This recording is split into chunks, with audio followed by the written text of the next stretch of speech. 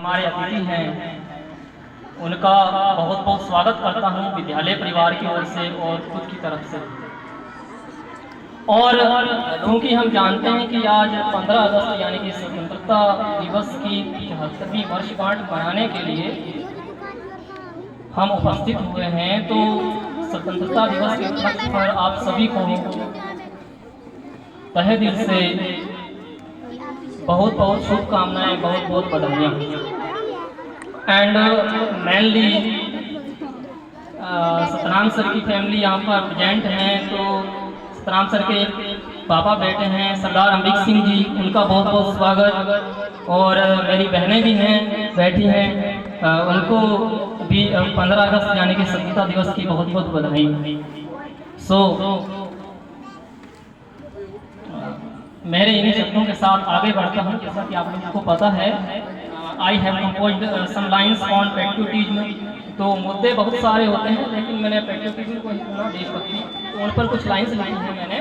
तो अगर अच्छी लगे तो तालियां जरूर बजाइएगा, ताकि जो बंदा कुछ क्रिएटिविटी करके लाया है तो उसका उत्साह बढ़ाने के लिए, है ना। मेरा पहला जो अंतरा है वो है, जिन वीरों ने आज़ादी दिलवाई, जिन वीरों ने आज़ादी दिलवाई, मैं लिखता उनकी गाथा हूँ और जवानी देश के नाम करी, मैं सदके उनके जाता हूँ।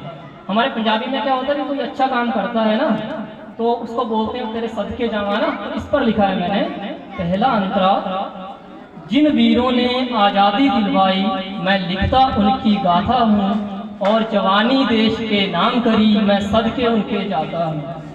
क्या क्या संघर्ष किया उन्होंने, क्या क्या लिखूं मैं उनकी बातें, क्या क्या जुल्म सहे उन्होंने और कैसे कैसे जेलों में कटती थी रात। ये लाइन तब लिखी जब हमारे जो क्रांतिकारी थे उनको जेलों में बंद किया जाता था। तो आप इस बात से ही अंदाजा लगा सकते हैं कि जब उनको जेल में रखा जाता था, ठंडी रातें होती, सर्द रातें होती थी, तो उनको जो कंबल मिलता था वो भी भिगो दिया जाता था और पानी के लिए एक लोटा पानी का दिया जाता था, उससे चाहे आप इसको पियो चाहे उससे शौच करें। तो ये हालात थे देश के। तो उस पर लिखा है मैंने, क्या क्या संघर्ष किया उन्होंने, क्या क्या लिखूं मैं उनकी बातें, क्या क्या जुल्म सहे उन्होंने और कैसे कैसे जेलों में कटती थी उनकी रात। ठीक है, थोड़ा मैं मॉडर्न हिस्ट्री यानी कि अंग्रेजों का जब राज था उससे पीछे चला गया, जब मुगलों का राज था देश पर, और उसके बाद अफगानों ने भी हमले किए, बहुत सारे आक्रमण किए हमारे भारतवर्ष पर, और अफगानी ईरानी इस तरीके के जो लोग थे विदेशी, उन्होंने आक्रमण किया ना।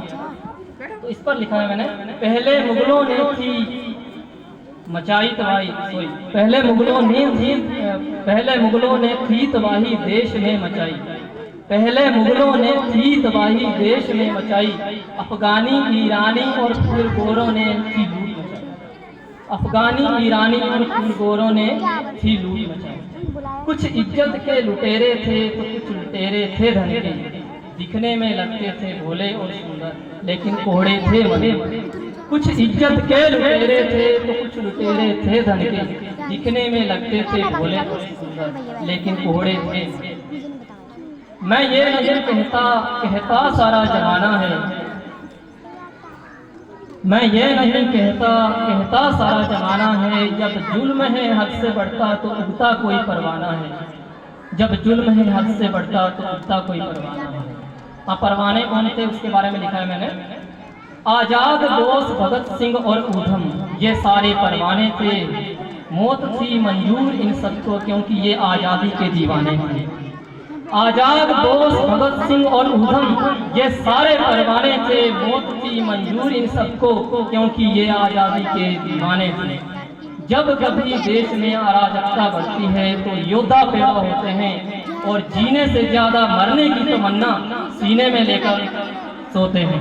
तो ये लाइन मैंने लिखी हैं 6वें पातशाह श्री गुरु हरगोबिंद साहिब जी के आधार पर, उनके बेस पर, क्योंकि उन्होंने क्या किया था कि पहले सिख आर्मी नहीं थी तो उनको जरूरत महसूस हुई, क्योंकि मुगल बहुत तहस नहस कर रहे थे जब मुगलों का राज था। इस पर लिखा है, जब कभी देश में अराजकता बढ़ती है तो योद्धा पैदा होते हैं और जीने से ज़्यादा मरने की तमन्ना सीने में लेकर सोते हैं। और लास्ट मेरी लाइन है, बस इन्हीं शब्दों के साथ रुकती है मेरी कलम और देश के शहीद वीर जवानों को मेरा शत और देश के शहीद वीर जवानों को मेरा शत शत थैंक यू, शुक्रिया, मेहरबानी एंड जय हिंद।